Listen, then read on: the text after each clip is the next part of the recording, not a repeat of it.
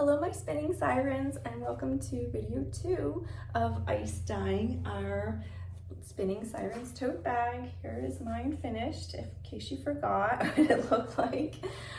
In the previous video, you should watch that one first by the way, we did scouring on our bag, and now we are going to add our fixative to the bag. So we left you off with scouring, and then you can leave it in overnight in the water. You want to squeeze out all that extra water in your bag, and then you can use the same pot, and you want to get some gloves, and you want to get a big spoon again, and you'll want to wear your mask, and you're going to add the rest of the soda ash from the bag, which is probably about seven-ish ounces. You want to add that to some water and fill that up so that your bag is fully submerged and it can move freely. This is a shirt. I'm going to be dyeing a shirt instead of a bag, but same idea. You want it to be able to move freely in the water. So then you'll want to add your soda ash directly to the water. It will be clumpy. That's okay, because when it heats up, it will declump. So you want to take your big spoon while you're heating it up to about 120 degrees Fahrenheit. You don't really want to go past that, so turn down your heat a little and keep it around that temperature. You'll want this to be moving around every now and then. Every 10 minutes you can come by and move your bag around just like this. If you want, you can pick it up and put it onto the other side. What we're basically looking for is so that the soda ash can penetrate evenly all around the shirt and that everything has a chance to get on that soda ash. So once you have this heated for about an hour, you're going to want to let it rest.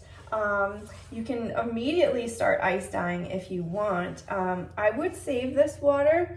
I always wonder about how much soda ash is actually needed for this process, because the bag is only 2.4 ounces. So I feel like you could probably reuse this if you wanted to, say, do some more ice dyeing.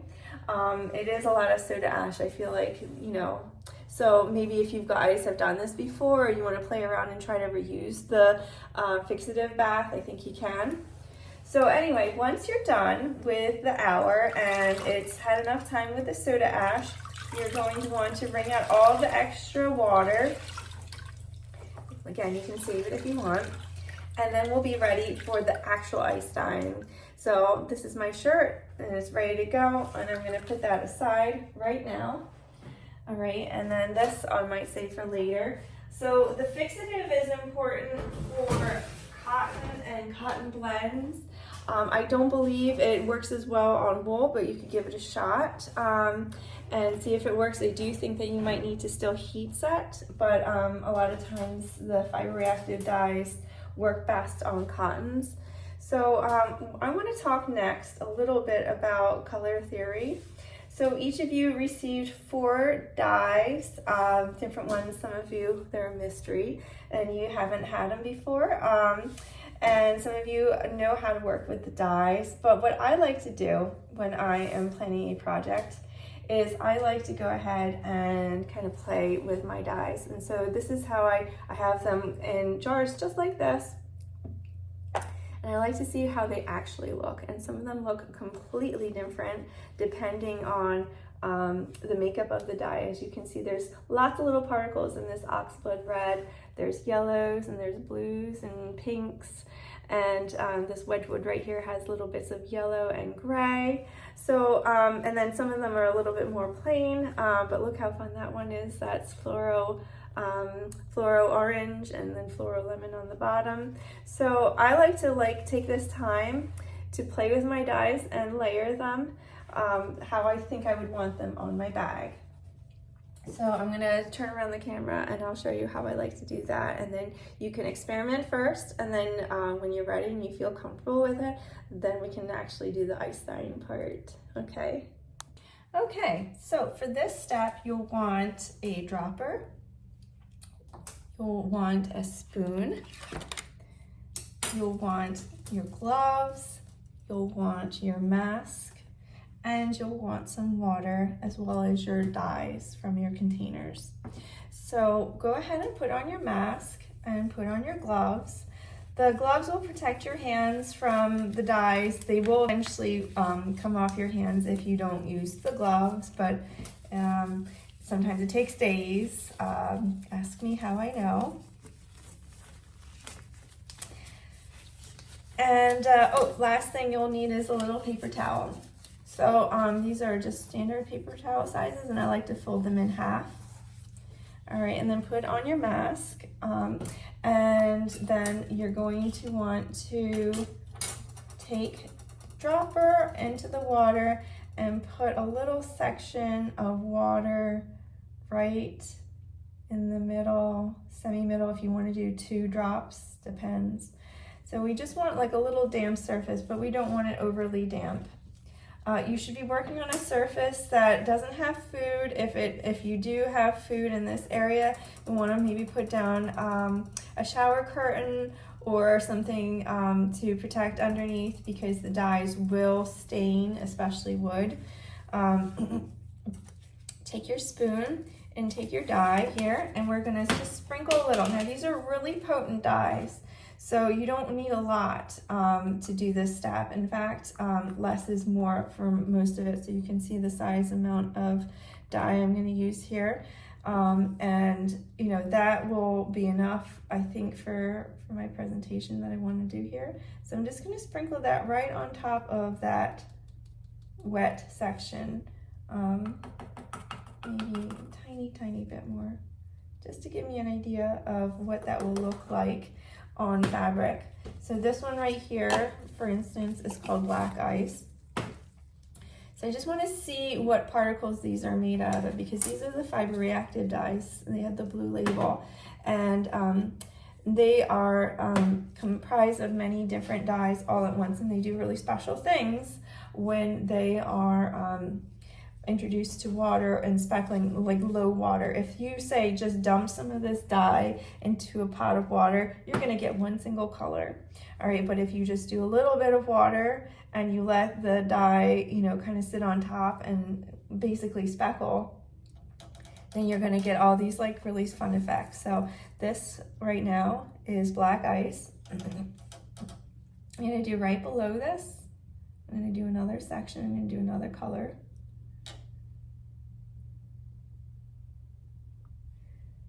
And you don't have to use the fiber reactive dyes for this. I think you can just use the regular yellow labeled ones too. I've done that as well. Just these fiber reactive ones are super fun because they do tend to split, as they say, break. So this one right here that I'm using is Avalon. So I'm going to do the same thing here. A little bit of section for Avalon. The other thing that I like to do is make sure I label these, because Lord knows I forget what I have here, and we don't need that happening. So we're going to do black ice, and we're going to do Avalon. All right. All right, so far so good. Avalon is here. It's looking really cool. Looks like mostly blue. There's some like turquoise going on in there, really fun. And then black ice has like almost everything. It's like red and blue and yellow. So there's primaries, and it seems like the darker shade is like a navy. So I'm gonna set that aside. I like to let them completely dry for my purposes, but if you are mixing colors, then maybe you want to overlap them. Right now I'm just getting a feel on what all of these colors look like by themselves. All right, so then my next color that I'm going to do is Warrior Princess.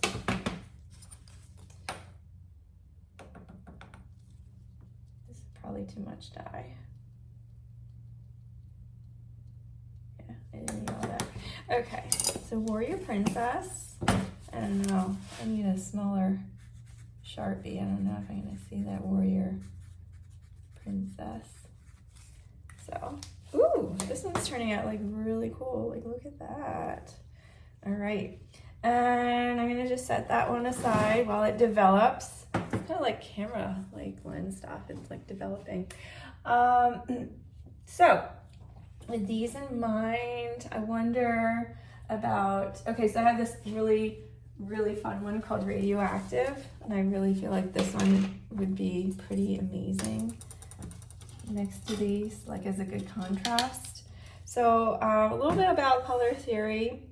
So you can do complementary colors, which means that they are opposite on the color wheel. So think yellow and purple, red and green, and blue and yellow are complementary colors. And, or no, blue and orange, sorry. I'm a little sick, so sorry. And they mix together, they produce like browns. But if you have them next to each other, they kind of vibrate. They kind of like have their own little thing, and they have different intensities. For instance, the green and the red have about the same intensity. The blue and the orange, the blue has a little bit more intensity. And the purple yellow has less intensity. Like the purple is a lot deeper than the yellow. So, and there's radioactive. So for instance, complementary colors would be more like if I had an orange next to the blue right there. So that would be really fun. But I really like how the Avalon and the radioactive look together, and we're getting more analogous. For instance, if I was to introduce a green, which I have a really lovely moss green. So if I was to introduce the green, then we have kind of an analogous thing going on. And that means on the color wheel, they're sitting right next to each other. So another analogous one would be yellow, orange, and red. And then another one would be red, purple, and blue. Those would be all analogous colors. So they belong next to each other, and they kind of like complement each other, and they're not as jarring. Sometimes the complementary colors can be very jarring to look at, but in a bag maybe very exciting. So it just depends on, I guess, what you guys are looking for and how you want to like play with this. So I have right here, this one is called moss green. So you can get these on Dharma Trading, but they do change their formulas every now and then. For instance, the moss green that is here is not the moss green that I have in my giant stack. It is slightly different because they just like dye lots, you know, that's exactly what they're talking about, dye lots. So analogous right there. Perfect, right? Whoop. We have Avalon and we have moss green. Right? Oh, I don't know. Maybe you guys can see it. Avalon, moss green, and radioactive, analogous colors. So if we're gonna say play with them and put them on top of each other, maybe we should just try that next. So on my last demo, we'll do that. So maybe, what do I have here? So if I was to put, see, I think Warrior Princess, it's really pretty, but it's kind of like Black Eyes. So those two would kind of like complement each other, but this one's a little more purpley. What if we did Warrior Princess and Radioactive right on top of each other? Does that sound like fun? I think it does. So Warrior Princess.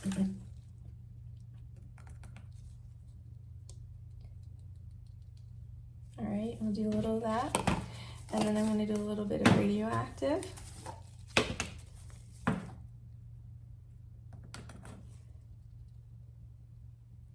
And then, just for fun, why don't we put Avalon on top of that too? Because I think that would be really cool looking. So not completely analogous, but close. And so we'll let that kind of season, but you can kind of see, oh my gosh, look how fun. So I think that might be it for our little color theory lesson. Very abbreviated, but you can kind of get the idea. And don't be afraid to play with your dyes, because you guys have plenty in your little containers. In fact, you have enough to do an over dye if you need to. And I mean, I'll discuss that a little further, but it's exactly as it sounds. And my bag was over dyed, so I dyed it twice because I wanted more intensity. So look, oh my gosh, so fun, right? See how they're playing together? And even more so on your bag, they will mix even more. I used a coral and I used a floral lemon. right? And I used a hot pink, so you can kind of see on my bag, like I got little bits of all of that in there. Oxblood red, I think, is right up here. So, so yeah, this was an analogous study. There's our favorite word. Orange and red and yellow were used on that sample. So, all right, so this is developing so nicely. So go ahead and play, have some fun with it. You know, let yourself free a little. If you just want to do one dye, if you're like, I just love black ice and that's all I want to do. You know, once you dye it once and if you love it, great. If you don't, over dye it, do it again. So there's no wrong way. So, okay, now let's get on to the actual ice dyeing. Okay, we're ready for the actual ice dye. I know we did all this prep, making sure everything's perfect because this step is like the quickest step, but you know, all of our prep work means something because in the end, we're gonna have a great product. So what I want you to gather now is you wanna have a pan, all right? And then I have a cookie tray here, and this is what I'm gonna have sitting right on top. And this is where my actual shirt is gonna go. So I'm gonna just put that in right now. It is damp from the soda ash. It did not need to be rinsed. So you can put this in any way you want. You could fold it up. You can just lay it down like this. It's really like, it's all gonna penetrate. So don't worry about that. But so mine looks like this. And if you're gonna over dye it, you can like move it around and so you can have opportunity to dye it twice. So what we're basically looking for here is that the ice is going to come into this. We're gonna pour our dyes on top and we're gonna wait 24 hours and we're gonna let all that ice melt under and down here. And the reason why I don't have it sitting right here is because this colander is too shallow and I do not want the dye sitting here with the shirt and making it muddy. So we don't wanna do that. So that's why I have my setup like this. If you have a colander that has better feet, then you don't need a cookie tray. This is to catch all the extra water. And in fact, you could use this water later to dye if you like.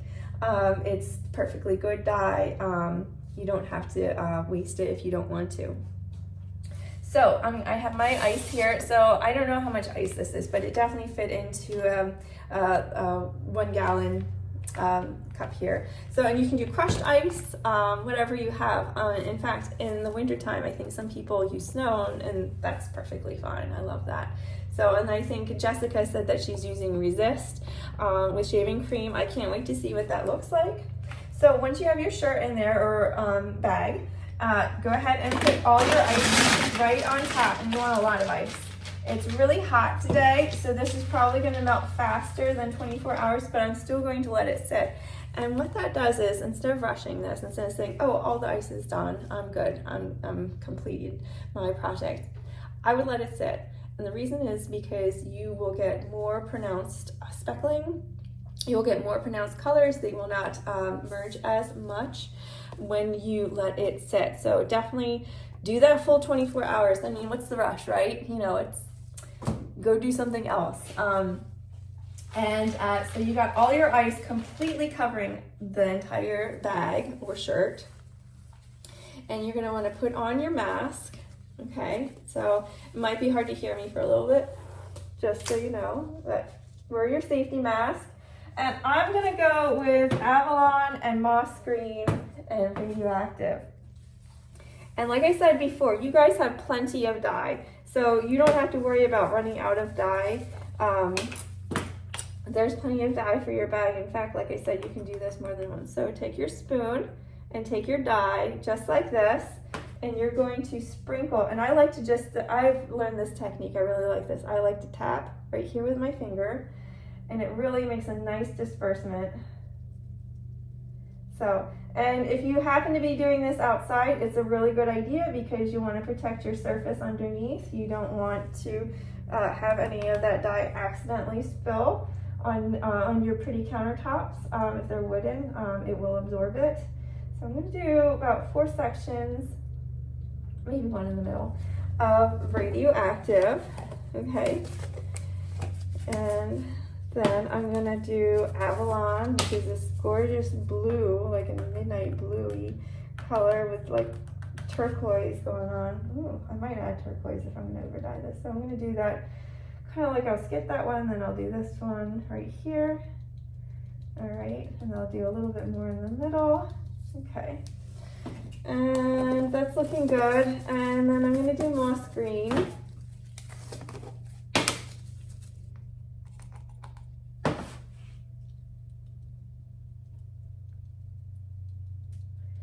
Right here, and then right here, and do a little moss green, and a little bit more.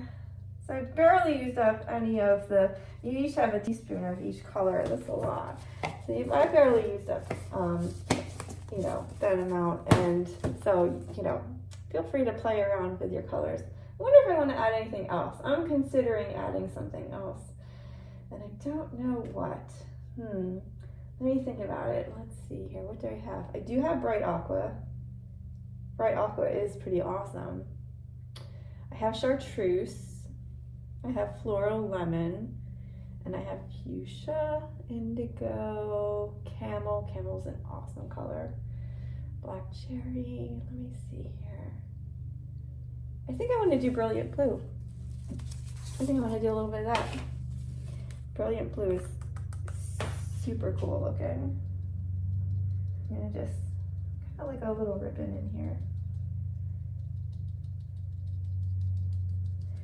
This is fun to do with kids. I did this with my sister. She has Down syndrome. She's really good at colors. She's actually a little bit better at colors than me, and she made blue is beautiful. She put like all blues together, blues and purples. Oh my gosh.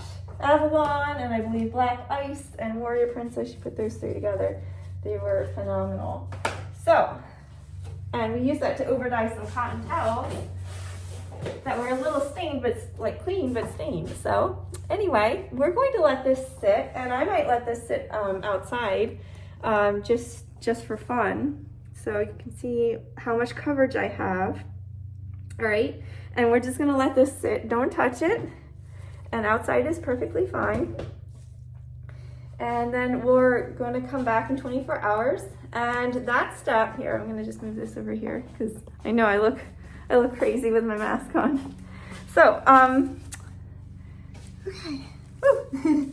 So the next step would be to wash your item. So you can just run under water until the water runs clear, and then lay it flat to dry, and you're golden, you're done. So I might do another video if you guys need to see if I'm gonna dye it twice, I might do another video just so you guys can see that part. So, all right, thanks for watching. I hope this wasn't too long.